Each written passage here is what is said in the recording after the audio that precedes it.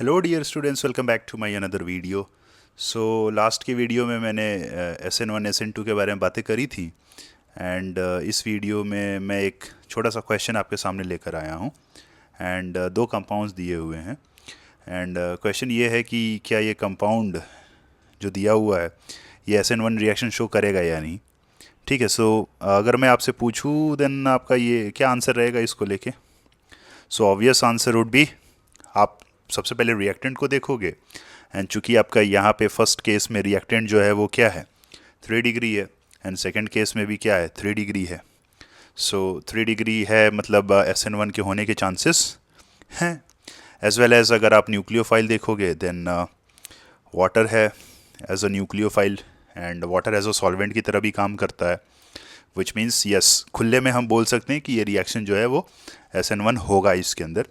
And if I talk about the product then आप कुछ नहीं करोगे, बोलोगे कि Cl को हटा दीजिए एंड आप सर OH को लगा दीजिए, विच मीन्स इवेंचुअली आपका आंसर क्या निकल कर आएगा, आपका आंसर जो है वो कुछ ये निकल कर आएगा। So I don't have any issues with the product, ठीक है।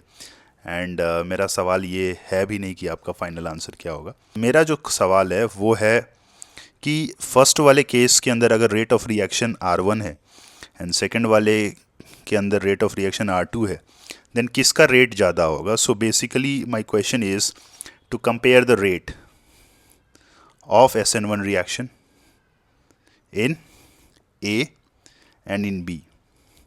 सो आप जैसे ही ये क्वेश्चन आपको मिला देन आपको SN1 की याद आ जाएगी। बात करूँ SN1 में तो SN1 में आपका क्या हो रहा था, आपके पास कुछ RX टाइप का था एंड फर्स्ट स्टेप में वहाँ पे R+ बन रहा था एंड ये RX का नेचर इन जनरल जो मैंने वहाँ लिया था वो क्या था 3 डिग्री था। सो बेसिकली यही वाला स्टेप आपका क्या था RDS। एंड अगर आप इस प्रोसेस को फॉलो करके इस क्वेश्चन का आंसर करोगे जो मैं आपसे पूछ रहा हूँ देन उस हिसाब से रेट किसका ज़्यादा होगा, A का ज़्यादा होगा as compare to B।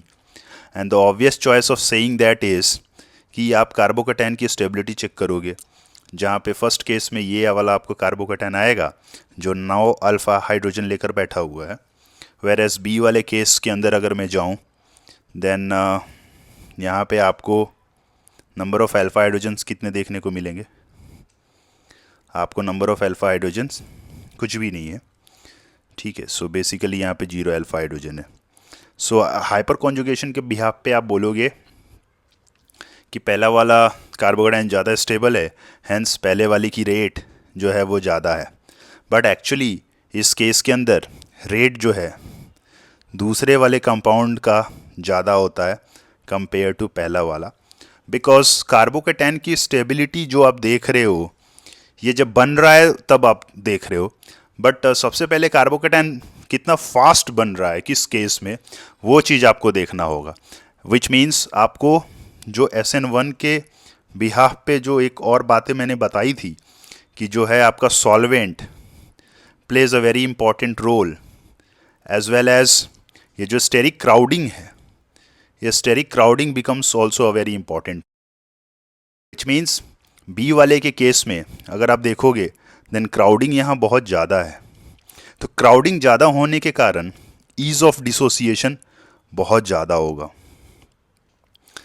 Fast compare to ease of dissociation in A। Hence जहाँ पे ईज ऑफ डिसोसिएशन ज़्यादा होगा वहाँ पे SN1 के होने की रेट ज़्यादा होगी। एंड अगर ऐसी बात है देन इसका राइट आंसर क्या होगा, Bombay greater than Agra, basically B is more than A। सो इस बात का आप ध्यान रखिएगा, ये बहुत अच्छा सवाल है with respect to rate in SN1 जहाँ पे आप चक्कर खा के गिर जाओगे। ओके, सो ठीक है, आज के लिए इतना ही, मिलेंगे अगले वीडियो में फिर इंपॉर्टेंट कॉन्सेप्ट्स के साथ। Till then take care, bye bye.